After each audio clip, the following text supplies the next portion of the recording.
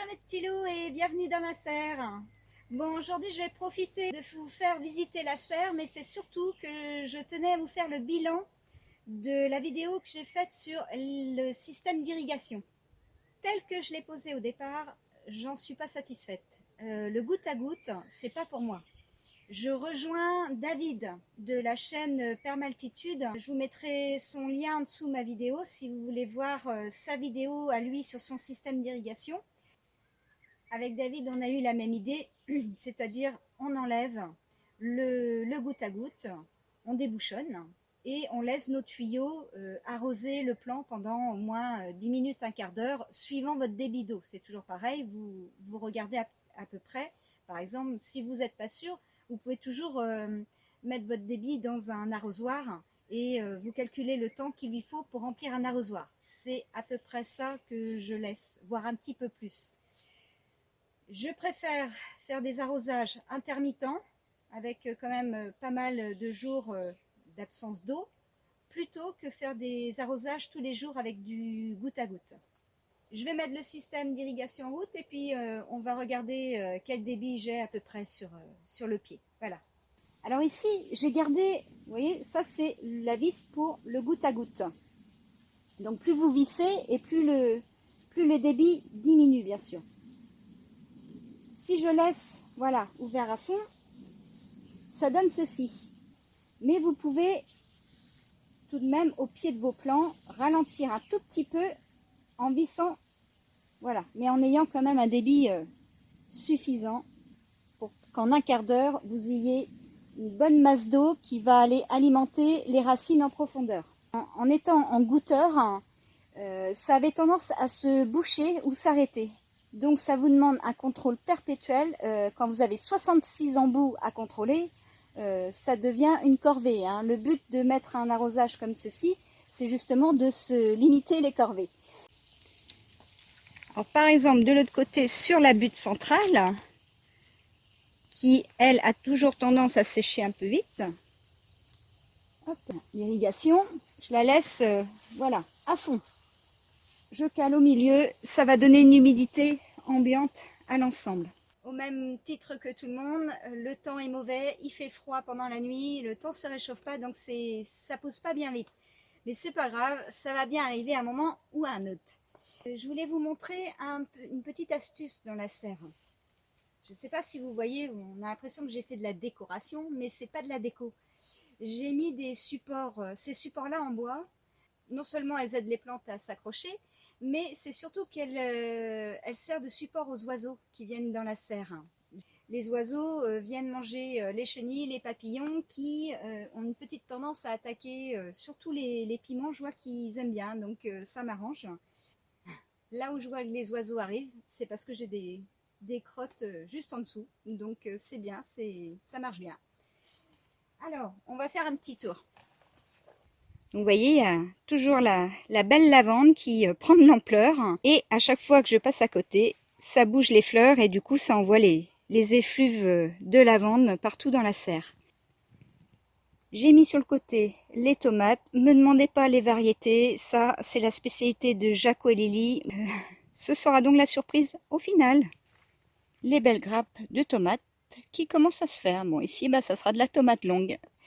Vincent, tu vois, il n'y a pas que toi qui a des tournesols. Ils se portent bien. C'est la première année où je mets un tournesol dans la serre. C'est vraiment décoratif, c'est magnifique. Sans parler que ça attire les pollinisateurs. Vraiment, ça fait une touche sympa dans la serre. J'ai mis cette année des petits pois.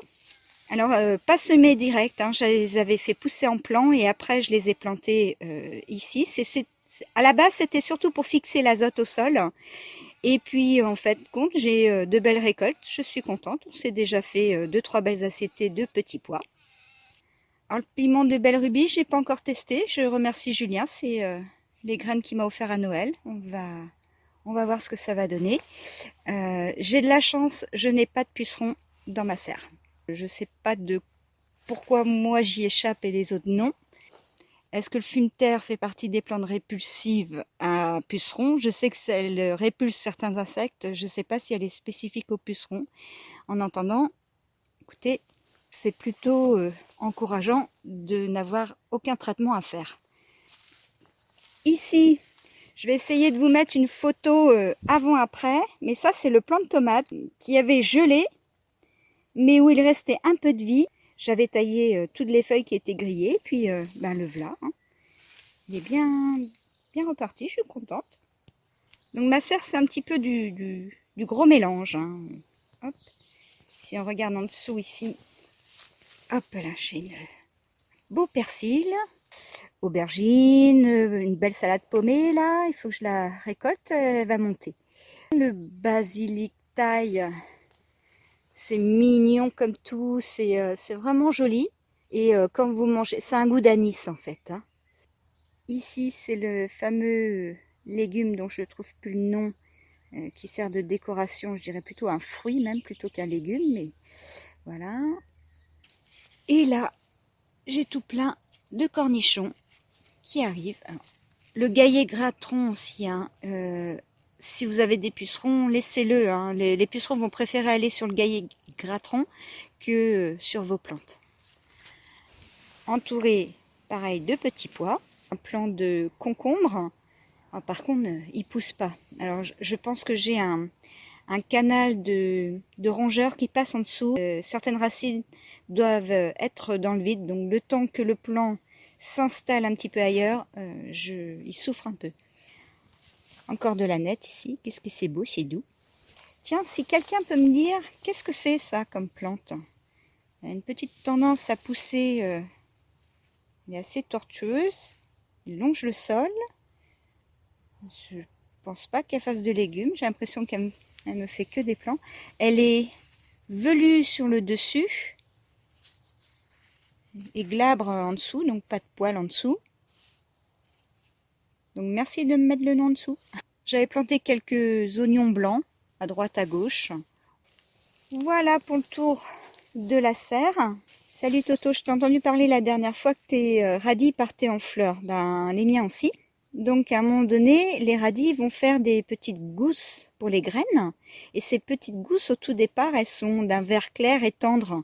C'est très agréable à manger. Ça a tout simplement le goût de radis. Donc voilà, quand il n'y a plus de radis, ben, il y en a encore avec des petites gousses.